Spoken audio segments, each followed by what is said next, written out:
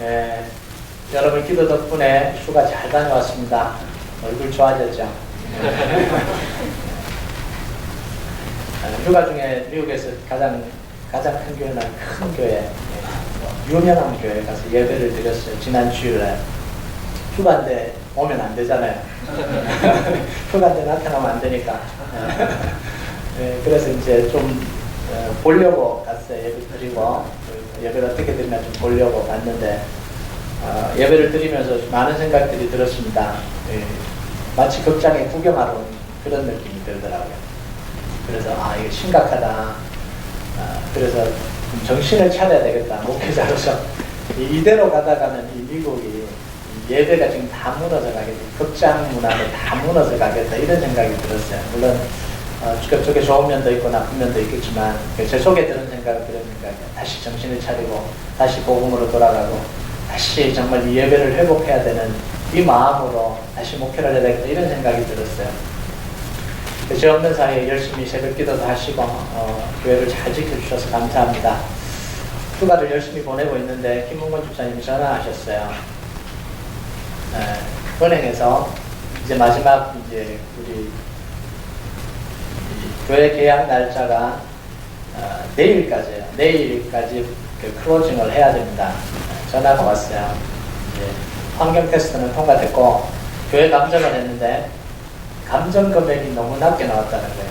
190만 불 이상이 나와야 론을 받을 수 있는데 165만 불이 나온 거예요. 그래서 결과적으로 내일까지 클로징을 못하게 됐습니다. 교회 클로징을 못하게 됐어요.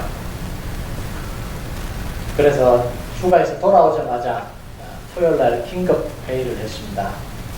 리츠교회랑 만나서 이제 이 문제를 해결해야 되는데 문제를 해결하는 방법은 몇 가지 중에 하나입니다. 하나는 리츠교회가 165만 불에 교회를 팔든지. 근데 참 불가능한 이야기죠. 250만 불 받을 걸 우리가 늦게 들어가서 190만 불에 사기로 했는데 거기다가 오너 파이낸스까지 하라 그랬는데 이제는 25만 불을 더 깎으라는 게 말이 안 되잖아요. 165만 불 어떻게 사라 그러니까. 그렇게 하든지 아니면은 190만 불을 살 때 미국 교회가 오너 파이낸스를 더 많이 58만 불 정도 오너 파이낸스를 해서 어쨌든 구입을 하는 그 방향으로 이제 가든지. 그렇게 하면 우리는 이제 뱅크러시 되는 거예요. 3년 뒤에. 그 돈을 우리가 메꿀 수가 없으니까. 어프레이저리 이제 감정가가 그 정도 안 나오니까 리파이낸스를 받을 수가 없어요.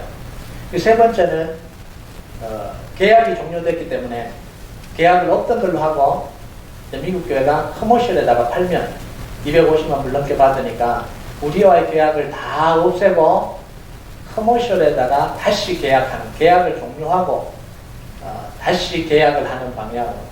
그래서 토요일날 만나서 대화를 나누는데 분위기가 너무 심각했습니다. 그쪽 교회도 건축을 해야 되고 돈도 없고 1년 동안 우리가 기다려줬고 또 깎아서 우리가 사기를 했고 그런데 25만 불을 또 어떻게 깎아주냐. 우리는 그러니까 참 힘들겠다. 그리고 빠빠했어요. 헤어졌어요.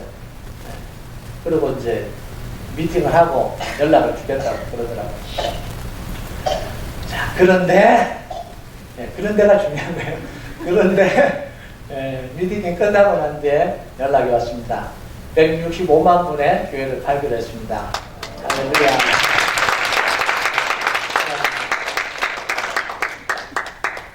하나님이 한쪽 문을 닫으시면 또 한쪽 문을 여십니다. 놀랍잖아요. 190만 불 건물을 사야 되는데 우리 교회를 아시고 25만 불을 깎아주셨어요. 그래서 우리가 25만 불에 계약을 하기로 했습니다. 그래서 2주 안에 아마 클로징이 되어질 것 같아요. 그래서 여러분들이 마지막까지 기도해 주시면 감사하겠습니다. 우리 마음은요, 외부 자극에 의해서 영향을 굉장히 많이 받습니다. 제가 이야기 처음 시작할 때 가슴이 털컹 내려앉았죠. 이게 우리 마음이에요. 이 긍정적인 말들, 심장을 뛰게 하는 말들, 내 내면에 있는 잠재력을 자극하는 말들을 들으면 속에서 막 에너지가 막 솟아나와요. 그러면서 다시 뭔가를 하고 싶은 이 열정이 솟아나옵니다. 감동적인 말을 들으면요, 상심했던 마음이 돌이켜지고 좌절했던 자리에서 일어나게 되고요, 다시 도전할 수 있는 용기를 얻게 되는 거예요. 이게 우리 마음이에요. 오늘 말씀 10절을 우리 함께 읽어볼까요? 오늘 말씀 10절 우리 크게 같이 한번 읽어볼까요? 시작. 두려워하지 말라. 내가 너와 함께함이라. 놀라지 말라. 나는 내 하나님이 됨이라. 내가 너를 굳세게 하리라. 참으로 너를 도와주리라. 참으로 나의 의로운 오른손으로 너를 붙들리라. 이 말씀은요, 수많은 그리스도인들을 절망에서 일어나게 한 말씀이에요. 수많은 그리스도인들을 다시 도전할 수 있게 한 말씀이 바로 이 말씀입니다. 저도 10대 때 두려움에 사로잡혀 있을 때 이 말씀을 붙들고 이겼습니다. 10대 때 너무 두려운 거예요. 그래서 너무 두려운데 하나님이 이 말씀을 제게 주셨어요. 이 말씀을 제가 안 붙들었다면 지금 이 자리에 저는 있지 못할 겁니다. 그만큼 이 말씀이 우리 삶 속에서 얼마나 큰 영향을 미치는지 모릅니다. 한 사람의 인생을 바꿔놓는 거예요. 믿음의 사람들은요, 대부분 다 자기에게 다가온 이 말씀 앞에 무릎 꿇고 자기 인생의 터닝 포인트를 가졌습니다. 여러분, 이 믿음의 사람들이 전기를 읽어보면 루터도 그러고 웨슬리도 그러고 그 말씀 한 구절 앞에 자기가 굴복하고 자기가 변화되고 자기 인생을 다시 이렇게 세우는 경험을 한 거예요. 여러분, 하나님의 말씀은요, 능력이 있기 때문에 선포되는 그곳에서 하나님의 역사가 일어납니다. 아멘. 여러분, 땅이 혼돈하고 공황 가운데 하나님이 빛이 있으라 선포하실 때에 죽어있던 땅이 살아나잖아요. 생명을 얻게 되잖아요. 하나님이 에스겔 선지자를 통해서 다 말라 비틀어진 마른 뼈들, 죽어서 뼈들이 다 흩어져 있는 그 뼈들의 골짜기에 하나님의 말씀을 대언하니까 뼈들이 맞춰지고 살이 오르고 생기가 일어나서 하나님의 군대로 변하는 역사가 일어나는 거예요. 예수님이 하나님 말씀을 선포할 때요, 다 죽었던 이 야이로 회당장 야이로의 딸이 달리타쿰 하는 그 예수님의 선포에 반응하고 일어나는 역사가 일어나는 거예요. 여러분, 오늘 하나님의 말씀이 여러분의 영혼에 선포될 때요, 낙심된 영혼, 절망하고 상심하고 두려운 마음이 다시 힘을 얻는 역사가 일어나길 주님의 이름으로 축복합니다. 아멘. 하나님이 이 말씀을 이스라엘 백성들에게 하셨을 때 이스라엘 백성들은 회복 불능 상태입니다. 좀 힘든 상태가 아니라 어려움을 겪는 이런 상태가 아니라 끝장난 상태입니다. 모든 게 끝난 상태에서 이 말씀이 선포됐습니다. 그 상태가 어떤 상태냐면 9절이에요. 9절 읽어보면요, 내가 땅끝에서부터 너를 붙들며 땅 모퉁이에서부터 너를 부르고 내게 이르기를 너는 나의 종이라. 내가 너를 택하고 싫어하여 버리지 아니하였다 하였노라. 자, 이스라엘 백성들이 지금 바벨론의 포로로 잡혀가서 지금 있는 상태예요. 여러분, 망해서 포로로 끌려갔는데 망했다라는 건 뭐냐면 자기가 하던 것이 강제적으로 중단됐다 이런 이야기입니다. 자기가 가지고 있던 걸 한순간에 다 잃어버렸다 이런 겁니다. 여러분, 이 느낌이 뭔지 아십니까? 여러분이 지금 직장생활하고요, 사업을 하고 있는데 내일 당장 그게 강제적으로 끝이 난다고 한번 생각해 보세요. 여러분, 상상이 되십니까? 여러분이 비즈니스로 생활하시고 월급 받아 생활하는데 내일 당장 선포를 끝이 난다, 빼앗아 가버렸다라는 거예요. 내가 가지고 있는 걸 다 빼앗아 가버린 그런 상태에 빠졌다라는 거예요. 여러분, 땅끝에서부터 너를 부를 것이다. 이게 뭐예요? 땅끝까지 끌려갔다 이런 이야기잖아요. 그죠? 땅끝까지 끌려갔다는 건 뭐냐면요, 사람들은 실패할 수도 있고 실수할 수도 있어요. 그런데 그런데도 희망을 갖는 건 뭐예요? 다시 할 수 있다는 것 때문에 그래요. 다시 도전할 수 있다는 것 때문에. 지금 돈 다 잃어버려도 괜찮을 수도 있어요. 지금 내가 실패해도 다시 하면 되니까 괜찮을 수 있어요. 그런데 지금 뭐예요? 이스라엘 백성들이 땅끝까지 끌려갔다라는 건 뭐냐면 다시는 못 돌아간다는 이야기. 옆집에 간 것도 아니고요, 수천 킬로 떨어진 그곳으로 끌려갔다는 건 이제 끝이다라는 이야기예요. 자, 그리고 여기 보면 실어버리지 아니하였다. 하나님이 이렇게 이야기합니다. 이걸 다른 말로 하면 뭐냐면 이스라엘 백성들은 지금 감정이 뭐예요? 하나님이 우리를 버렸구나, 이 감정 속에 빠져 있다라는 거예요. 하나님 우리를 싫어하시는구나. 하나님이 우리를 싫어하셔서 망하게 해서 저 천리길 넘는 그곳에 우리를 포로로 잡혀 있어서 우리를 그냥 그곳에 처박아 두시고 이제는 그들도 안 보시는구나. 이 감정에 사로잡혔다라는, 이게 이스라엘 백성들의 상태예요. 여러분, 그러잖아요. 우리가 살아가면서 이게 얼마나 무섭습니까? 나는 사랑받지 못하는 사람이다. 나는 저주받을 인생이다. 나는 하는 것마다 안 된다. 나는 이게 아무리 노력해도 안 된다. 내 주변에는 아무도 없다라는 거예요. 이거 보라고. 어릴 때부터 그랬는데 지금도 그렇다고. 내 편 들은 사람 아무도, 어릴 때부터 우리 형들도 내 편 안 들어줬다고. 제 형은 아닙니다. 그 이야기는 아닌데. 그런 마음. 내 인생은 저주받은 인생이라고 그 생각 속에 사로잡힌 사람이 얼마나 괴롭겠어요. 지금 이스라엘 백성들이 이 상태에 빠졌다라는 거예요.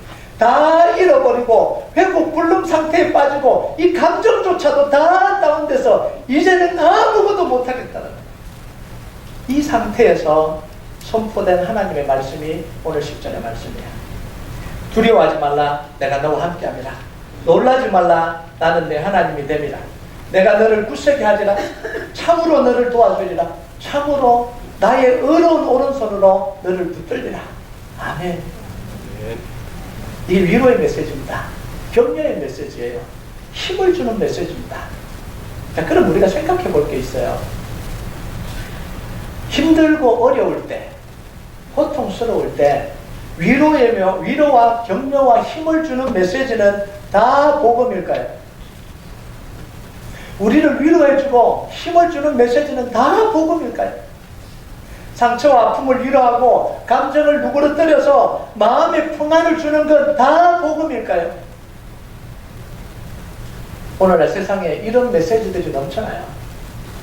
요즘 서점에서 가장 잘 팔리는 베스트셀러들 대부분이 뭐예요? 힐링에 관한 책 아닙니까? 그리고 자기 내면을 자극하는 자기 개발서들입니다. 서점 베스트셀러에 항상 1, 2위는 힐링 아니면 자기 개발이에요. 이만큼 사람들이 위로를 원한다는 거예요. 자, 이런 책들 내용은 소재는 다 틀려요. 내용 전개는 다 틀립니다. 그런데 핵심은 똑같습니다. 뭐예요? 포기하지 마라. 자기 내면의 소리에 귀를 기울이라. 자기 안에 있는 잠재력을 극대화시켜라. 자기 자신을 믿어라. 자기 능력을 믿어라. 너는 그럴 존재가 아니야. 일어나야 존재야. 너는 그렇게 무시당할 존재가 아니야. 다시 내면의 소리에 귀를 기울이고 다시 자기를 발견하고 다시 힘을 내고 다시 도전하라. 이게 다 내용이에요. 이런 책을 읽고 나면요, 마음에 뭔가 치료가 일어난 것 같습니다. 전투력이 막 올라갑니다. 전투력이 쭉 상승합니다. 다시 도전하고 싶은 마음으로 열정이 막 부글부글 끓어오릅니다. 제 책꽂이에도 지금 책 한 권이 꽂혀 있습니다. 40대에 다시 공부에 미쳐라. 아직 안 읽고 있어요. 전투력이 막 끌어오르잖아요. 그런데 문제는 이런 긍정적인 메시지가 성경에서 말하고 있는 복음과는 다르다는 거예요. 도움이 안 된다는 이야기 아닙니다. 도움이 굉장히 많이 돼요. 그런데 성경이 말하는 복음과는 다른 메시지라는 거예요. 자기 개발서에 나타나는 이 긍정적인 메시지는 성경의 복음 메시지가 아니라 세상의 메시지입니다. 세상 메시지는 자기를 신뢰하게 만듭니다. 자기 자신을 신뢰하게 만들어요. 나 자신을 믿어라. 나 자신이 중요하다. 내 감정이 중요하다. 나는 중요한 사람이다. 나는 위대한 사람이다. 세상의 메시지는 결국은 자기 자신에게 집중하게 만듭니다. 세상은요, 자기를 강조하고 자기를 드러내고 자기를 만족시키면 행복이 찾아올 거라고 생각합니다. 그래서 자꾸 자기를 찾아라고 이야기를 해요. 자기를 찾아야 자기 속에 치유도 일어날 거라는 거예요. 그래서 지금 현재 이 베스트셀러 중에 한 권이 뭐예요? 미움받을 용기. 네, 미움받더라도 괜찮으니까 자기 하고 싶은 말 하라는 거예요. 나는 까칠하게 살기로 결정했다. 네, 뭐 어떻게든 나는 그냥 나를 찾아서 내가 할 말 하고 살아간다. 이게 힐링의 그 기본이에요. 그런데요, 사람이 자기에게 집중하면요, 다시 말하면 자기 욕구에 집중하면 반드시 이기적이 됩니다. 반드시 물질적인 욕구에 굴복하게 됩니다. 반드시 죄에 굴복하게 돼요. 반드시 우상숭배로 떨어지게 되어 있습니다. 이게 사람이에요. 아담이 범죄한 것도 자기 자신에게 집중하기 때문에, 자기 자신에게 집중했기 때문에, 바벨탑을 쌓은 이유도 자기 자신에게 집중했기 때문에 그래요. 여러분, 데이비드 브룩스가 인간의 품격이라는 책을 썼습니다. 이 데이비드 브룩스가 미국의 유명한 베스트셀러 작가입니다. 보보스라는 책하고 소셜 애니멀이라는 책. 아직 저도 안 읽어봤는데요. 뉴욕타임즈의 칼럼니스트이기도 하고요. 예일 대학에서 학생들을 가르치는 교수이기도 합니다. 이 인간의 품격은요, 성공에 대한 책이 아니고 인간 내면의 성장에 관한 책입니다. 저자는요, 이 책에서 뭐라고 이야기를 하냐면, 사람들은 다 알고 있대요. 이력서에 기록되는 내용보다는 죽은 뒤에 비문에 기록되는 내용이 훨씬 더 중요하다는 사실을 모든 사람들이 다 알고 있대요. 여러분도 알고 계시잖아요. 그죠? 이력서에 쓸 내용보다는 내가 죽은 다음에 비문에 기록될 내용이 더 중요하다는 사실을 모든 사람들이 다 알고 있고 다 인정하는 거예요. 자, 그런데 사람들의 대부분의 시간과 노력을 어디에다 투자하냐면 이력서에 기록될 내용에다가 모든 시간과 에너지를 다 투자한다. 그래서 이력서에 기록할 말은 넘쳐나는데 비문에 기록될 말은 너무나 초라해졌다. 여러분 이력서 쓸 때 얼마나 많은 걸 쓰실 거 있습니까? 근데 여러분의 비문에는, 죽고 난 뒤에 비문에는 뭘 기록할지 이걸 가지고 고민하고 노력하고 시간을 투자하고 그런 사람은 별로 없다는. 그러면서 미국 사회를 진단하는데 이렇게 진단을 했습니다. 반세기 전만 해도 한 50년, 60년, 70년 전이죠. 미국은 자기를 감추고 겸손해하는 게 그게 미덕이었다는 거예요. 미국 이런 데였대요. 잘 이해가 안 되지만 자기를 감추고 겸손하고 이게 미덕이었다는 거예요. 그러면서 예를 든 게 뭐냐면 2차 대전이 끝나고 히로시마의 원자폭탄이 터뜨리면서 연합군이 승리를 했잖아요. 그 승리한 그날 TV 프로에서 이 쇼프로에서 축하 그 쇼프로를 했어요. 그런데 그때 참석하는 모든 사람들이 승리를 외친 게 아니라 오히려 더 엄숙해졌다. 오히려 더 겸손해졌다. 승리자인데 승리의 영광을 외친 게 아니라 오히려 더 겸손해지고 더 뭐라 그럴까요? 침묵하고 더 낮아지고 이런 모습을 보였다는 거예요. 그런데 지금은요, 자기를 과시하고 드러내서 자기가 우주의 중심이 되도록 나타내는 게 이게 미국 문화가 되어버렸다는 거예요. 그러면서 미국이 자기를 감추는 것에 있어서 자기를 드러내는 문화로 바뀌면서 사회 문제와 역기능들이 계속해서 생겨났다는 거예요. 저는 제대로 된 진단이라고 봐요. 미국이 지금 성경에서 벗어나서 자기에게 집중하고 있는 거예요. 그러니까 지금 모든 사회적인 문제들이 여기서 다 터져나오는 거예요. 잘 진단했다라고 저는 봅니다. 성경이 말하는 복음은 자기를 강조하지 않습니다. 사람을 강조하지 않아요. 자기 자신을 믿으라고 하지 않습니다. 오히려 자기 자신을 부인하라고 이야기를 합니다. 인간의 마음은 부패하고 오염됐다라고 이야기합니다. 자기 생각대로 살면 다 죽는다라고 이야기합니다. 이게 성경의 메시지예요. 여러분 로마서 8장 13절 14절 같이 한번 읽어볼까요? 시작. 너희가 육신대로 살면 반드시 죽을 것이로되 영으로서 몸의 행실을 죽이면 살리니 물론 하나님의 영으로 인도함을 받는 사람은 곧 하나님의 아들이다. 육신대로 산다는 건 뭐예요? 자기 생각대로 산다는 거예요. 자기 감정대로 산다는 거예요. 그렇게 살면 성경은 뭐라고 이야기하냐면 죽는다 이렇게 이야기해요. 어떻게 살아야 된다고요? 하나님의 영으로 인도받아야 살 수 있다 이렇게 이야기해요. 여러분 성경은 인간을 대단한 존재라고 이야기하지 않아요. 오늘 말씀에 하나님이 이스라엘 백성들을 뭐라고 부르는지 한번 보세요. 14절 우리 한번 읽어볼까요? 14절 같이 한번 읽어볼까요? 시작. 버러지 같은 너 야곱아, 너희 이스라엘 사람들아 두려워하지 말라. 나 여호와가 말하노니 내가 너를 도울 것이라. 내 구속자는 이스라엘의 거룩한 이인이라. 뭐라고 이야기해요? 버러지 같은 너 야곱아 이렇게 이야기해요. 버러지가 뭐죠? 벌레예요. 벌레. 벌레는요, 자기를 가장 하찮게 표현할 때 쓰는 표현이 바로 이 벌레라는 표현이에요. 벌레도 벌레만도 못한 내가 이렇게 이야기하잖아요. 벌레.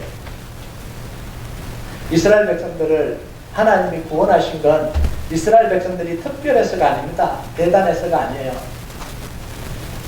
목사님, 왕같은 제사장이라고도 하잖아요.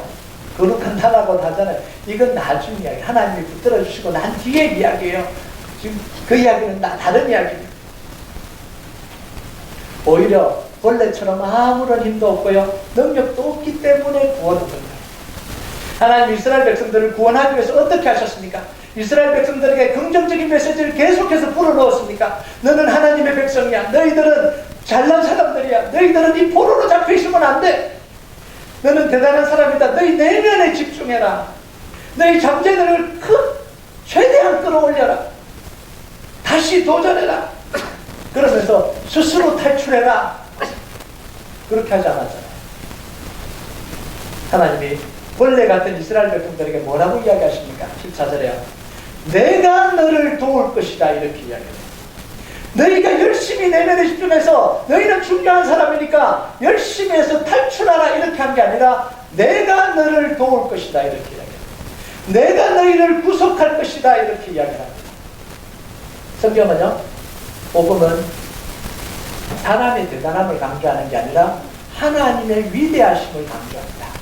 이게 성경이 말하는 복음이에요. 인간의 회복은 인간의 대단함을 발견하는 데서 오는 게 아니라 벌레 같은 자기 자신을 발견하는 데서 회복과 구원이 일어나는 거예요.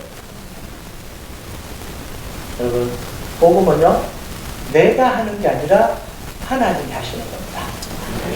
내가 하는 것을 이루는 게 아니라 예수님이 십자가에서 이루신 일을 받아들이는 거예요. 그게 복음이에요. 내가 중심이 되는 게 아니라 하나님이 중심이 되는 거예요. 하나님 앞에 벌레 같은 나 자신을 발견해야 되는 이유가 뭐냐면 그래야 십자가로 갈 수 있기 때문에 그래야 우리가 십자가로 나갈 수 있는 거예요. 그럼 하나님 앞에 섰던 사람들은 다 자신이 벌레임을 깨달았습니다. 이사야는 이렇게 이야기하죠. 바로다 나여 망하게 되었도다. 입술이 부정한 중에 거주하면서 만군의 하나님을 비워 나 이제 죽을. 베드로는 어떻게 이야기합니까? 주님 나를 떠나십시오. 나는 죄인입니다. 나를 떠나십시오. 나 가치 없는 나를 떠나십시오. 사도 바울은요, 나는 죄인 중에 괴수입니다. 저는 용서받지 못할 사람입니다. 이렇게 고백하죠. 여러분, 벌레 같은 나 자신을 발견하는 게 왜 중요하죠? 벌레 같은 자기 자신을 발견하면 비참해지잖아요. 그런데 왜 그게 중요합니까? 자신이 벌레 같다라는 걸 알 때 하나님의 은혜를 깨닫게 됩니다. 자기가 벌레라는 걸 깨닫게 될 때 중요한 게 뭐냐면 하나님의 말씀을 듣게 되는 거예요. 이사야, 베드로, 사도 바울의 공통점이 뭐냐면 자기가 벌레라는 걸 깨닫고 인생이 비참해져 버린 게 아니라 하나님이 말씀하실 때 뭘 말씀하시든지 그대로 순종했다는 게 이게 핵심이에요. 벌레 같은 내가 뭘 주장을 하겠습니까? 하나님이 말씀하시는 걸 하겠습니다. 세상의 감정적인 위로와 성경의 복음의 위로가 다른 지점이 바로 이 지점이에요. 세상의 위로는 자기가 위로받는 것에서 끝이 납니다. 회개도 없고 순종도 없습니다. 나 자신으로서 내가 받은 상처를 위로받는, 이게 세상이 말하는 위로입니다. 그 위로를 하기 위해서 회개할 필요도 없어요. 순종할 필요도 없어요. 아프기만 하면 돼요. 고통스럽기만 하면 돼요. 그러면 내가 위로를 받으니까. 그런데 성경이 말하는 위로는 자기가 벌레임을 깨닫고 회개합니다. 그래서 벌레 같은 자기를 사랑해 주시고 구원해 주신 하나님의 은혜가 감사해서 하나님이 뭘 말씀하시든지 순종하게 됩니다. 그대로 따라하게 됩니다. 말씀에 순종할 때 그 말씀의 능력이 우리 속에 들어와서 그 말씀의 능력이 우리를 변화시키는 거예요. 이게 진짜 회복이고 진짜 능력입니다. 그런데 세상에 이르는 이 순종이 없잖아요. 헬리가 없잖아요. 결단이 없잖아요. 그러니까 역사가 안 일어나는 거예요. 위로받은 걸로 끝나는 거예요. 우리는 복음을 이야기할 때 이렇게 이야기합니다. 우리 노력은 다 헛되고 우리 능력은 다 헛되고 하나님이 하신다. 그죠? 맞는 이야기입니다. 그죠? 그런데 우리가 이 이야기를 무슨 의미로 하는지 알아야 돼요. 아무것도 안 해도 된다 이런 이야기가 아니에요. 이 말은요. 내가 중심이 돼서 하는 생각, 이거 쓸데없다는 거예요. 내가 중심이 돼서 하는 노력, 이게 쓸데없다는 거예요. 내 능력을 가지고 하는 이 일, 이 열심은 헛되다는 겁니다. 그런데 하나님의 은혜가 감사해서 하나님 말씀에 순종하기 위해서 노력하고 하나님 말씀에 순종하기 위해서 나를 절제하고 하나님 말씀에 순종하기 위해서 열심히 살아가는 것, 이건 내 노력이 아니에요. 이 노력은 반드시 해야 되는 겁니다. 하나님이 노력하라면 노력해야 돼요. 나를 건져주신 하나님이 열심히 살아가라고 하면 열심히 살아야 되는 거예요. 잠을 줄이라고 하면 잠을 줄이는 몸부림을 쳐야 되는 거예요. 시간을 관리하고 시간을 헛되게 사용하지 말라고 하면 그렇게 살아야 되는 거예요. 이게 복음이에요. 이거는 율법이 아니에요. 우리를 구원해 주신 하나님이 은혜로 주신 메시지이기 때문에, 말씀이기 때문에 순종해야 되는 메시지예요. 여러분, 세상 사람들이 얼마나 열심히 삽니다. 얼마나 치열하게 사는지 몰라요. 근데 우리는요, 쉽게 다 하시죠. 여기도 다 넣고, 하나님의 은혜로 다 그러고 있어요. 그렇게 세상을 살아요. 하나님의 방식은 그 방식이 아니에요. 아무것도 다시 말하는 게 아니라, 하나님의 은혜 때문에 더 열심히 살아요. 여러분, 2시간 노력하는 사람이, 어떻게 1시간 노력하는 사람이 이길 수 있겠어? 단순적으로 해요. 불가능한 이야기죠. 그래서 크리스찬들은 뭐냐면 1시간을 2시간처럼 살아가는 게 그게 그리스도인들의 참된 모습이에요. 하나님 은혜 주셨기 때문에 그 은혜로, 그 능력으로 내 힘과 내 노력이 아니라 하나님이 주신 은혜로 시간을 아끼고 삶을 관리하고 주님 주신 능력 붙들고 살아가는 게 이게 그리스도인의 삶입니다. 아무것도 안 하고 나는 자유다. 이게 그리스도의 삶이 아니라는 거예요. 여러분 10절을 다시 한번 천천히 읽어볼까요? 같이 한번 읽어볼까요? 시작. 두려워하지 말라. 내가 너와 함께하리라. 놀라지 말라. 나는 내 하나님이 됨이라. 내가 너를 굳세게 하리라. 참으로 너를 도와주리라. 참으로 나의 의로운 오른손으로 너를 붙들리라. 하나님은 두려워하지 말라고 선포하시면서 그 이유를 설명하십니다. 그 이유를 이렇게 설명해요. 내가 너와 함께 하겠다. 내가 너를 굳세게 하겠다. 내가 너를 붙들어 주겠다. 내가 나의 의로운 오른손으로 너를 붙들어 주겠다. 이건 점점 더 강해지는 표현입니다. 나열한 게 아니라 내가 너와 함께 하겠다. 내가 너를 굳세게 하겠다. 그것도 모자라냐? 내가 너를 붙들어 주겠다. 그것도 모자라냐? 내가 나의 의로운 오른손으로 너를 잡아줄 것이다. 저는 이 말씀인데 감동이 하나님 나 이렇게 잡아주시네. 그런데 여기서 뭐라 준비한지 아십니까? 내가 이게 네가 내가가 아니라 뭐예요? 하나님이 내가 하겠다. 하나님의 오른손은 저희가 생각을 잡는 손입니다. 하나님의 오른손은 능력의 손입니다. 하나님의 오른손으로 적들을 물리치고 우리를 보호하는, 위협에서 보호하는 손이 하나님의 오른손이에요. 하나님이 이 오른손으로 바로를 꺾으셨어요. 이 오른손으로 홍해를 가르셨어요. 이 오른손으로 이 여리고를 무너뜨리시고 이 오른손으로 모든 전쟁에서 이기게 하시고요. 이 강한 팔로 오른손으로 포로로 잡혀가 있는 이스라엘 백성들을 바벨론으로 확 잡아서 끌어오신 분이 바로 이 하나님의 오른손의 능력입니다. 여러분, 이 오른손의 능력이 여러분의 삶 속에 임하게 주님의 이름으로 축복합니다. 아멘. 자, 그러면요, 하나님의 오른손은 그 능력인데 우리의 오른손은 뭘 할까요? 하나님의 오른손으로는 적들을 물리치고 우리를 보호하시는데 우리의 오른손으로는 뭐 하죠? 13절에서 다시 한번 볼까요? 시작. 이는 나 여호와가 너희 하나님이 내 오른손을 붙들고 내게 이르기를 두려워하지 말라. 내가 너를 도우리라 할 것입니다. 하나님이 내 오른손을 붙들고, 이게 무슨 말이죠? 하나님이 우리 오른손을 붙들었다는 거죠. 하나님의 오른손은 싸우는 손이에요. 우리를 위해서 싸우시는 손이에요. 우리의 오른손은 싸우는 손이 아닙니다. 뭐 하는 손이죠? 하나님을 쓰는 손이에요. 자, 그림을 한번 보면요.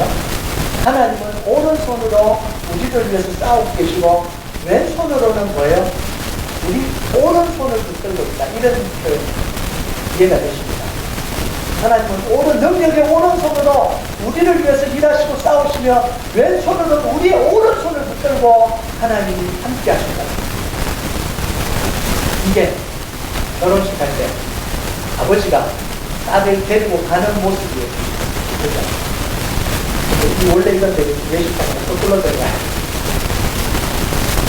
그래서 왼손으로는 이 딸의 오른손을 붙들고, 오른손은 자유롭게 들어갑니다. 왜요? 오른손으로는 보호를 합니다.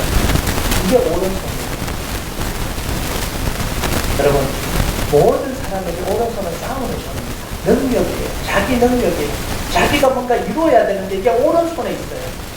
자, 싸워야 될 오른손으로 하나님을 붙들었다라는 건 이건 뭘 의미할까요? 하나님께 다 맡겼다. 내가 싸워야 될 이 손을 싸우는 데 쓰지 않고 하나님을 붙드는 데 사용했다면 내 모든 걸 하나님께 걸었다 이거예요. 하나님께 맡겼다는 거예요. 하나님만 의지한다는 이야기입니다. 모세가 아말렉과 전쟁이 일어났을 때 전쟁터에 나갈 손도 부족합니다. 한 사람이라도 더 나가서 전쟁터에 가서 해야 되는데 모세는 뭘 하죠? 산으로 올라가서 두 손을 하나님께 들고 하나님께 드립니다. 성경은 이렇게 이야기합니다. 모세의 손을 올라가서 그냥 모세의 손을 올라가서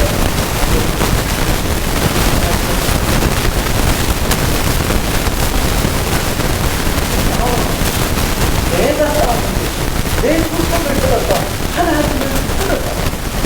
이 말은 뭔가 하냐면 내가 하는 것보다 하나님을 붙드는 걸 더 중요하게 생각했잖아.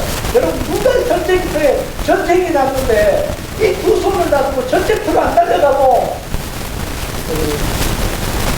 이도 방으로 들어간 사람, 이 결단을 할 사람이 얼마나 여러분의 인생 속에 지금 문제가 터졌는데, 당장 문제가 터졌는데, 당장 뛰쳐나가서 뭔가 해결하고 사람들을 붙들고 해야 되는데, 그걸 포기하고, 교회로 와서, 이 재단에 앉아서, 주님 앞에 손들고, 기도하는 그 결단이 쉬운 결단이 것입니다. 지금 당장 넘어가.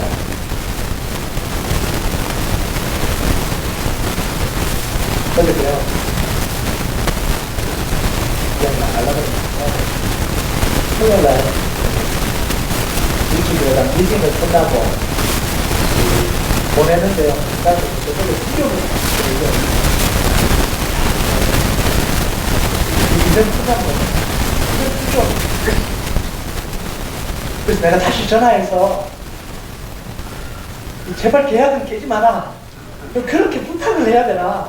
막 속에서 막 불이 막 올라오고. 그래서 뭐 안 하겠다 그러면 그 행정목사님 하트 브레이킹 결정을 할지도 모른다. 그 결정을 하면 끝나버리는 거예요. 뭐 우리는 아무런 할 수가 없는 거예요. 내일이면 계약 만료고요. 그러면 끝내도 아무런 여기 없는 거예요. 그래서 이건 전화해서 우리 전화해서 어떤 방법을 통해서 할 테니까 제발 계약을 하지 마라. 이렇게 해야 되나? 그러면 이제 기도를 했어요. 하나님 시간이 전화를 하고 싶은 마음이 없어요. 하나님 이 기회를 놓치면 끝입니다. 2시 반에 뭐 미팅을 하는데 우리 나중에 후회하는 거 아닌가 이런 생각을 만지하다가 전화기를 내리면서 하나님 말씀 주시고 첫 번째 말씀 주시고, 1년 안까지 하는 이후에 방법이 그때 내가 나도 죽여 내가 너희가 죽여지 말아서 죽여왔는데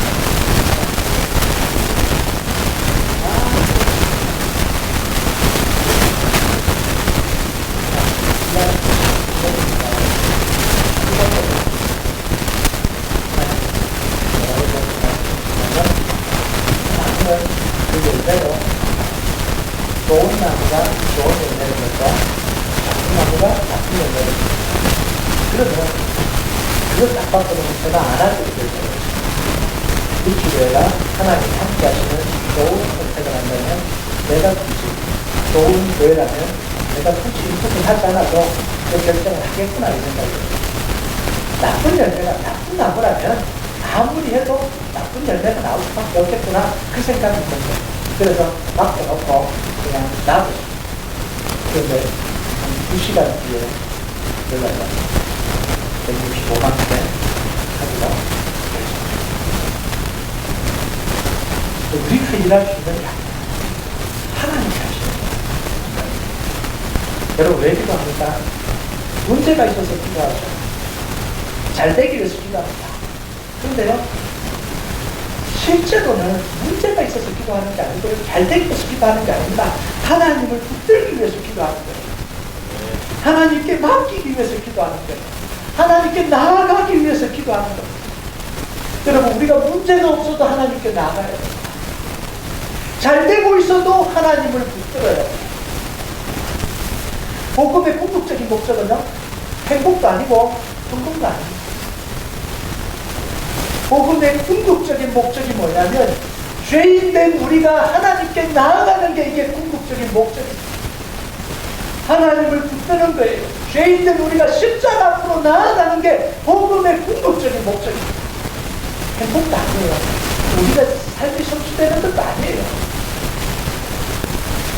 하나님 그 다음은 하나님 하시는 목적이 아니라 이게 신앙이에요. 여러분 오른손으로 하나님을 붙든다는 그 무엇을 의미합니까? 하나님이 이끄시는 대로 가겠다고. 여러분 엄마손에 붙들린 오른손이 붙들린 아기는 자기 마음대로 갑니까? 끌고 가는 대로 가잖아요. 조금만 가면 가야 됩니다. 내가 오른손으로 하나님을 붙들었다는 건 하나님이 끌고 가시는 대로 가겠다라는 결단입니다. 하나님 말씀하시면 뭐든지 순종하겠다. 어려운 일도 힘든 일도 하나님이 말씀하시면 순종하겠다. 여러분 성경에서 복음을 잘못 이해하면 내가 아무것도 안 하는 것처럼 억지로 노력하지 않는 이야기.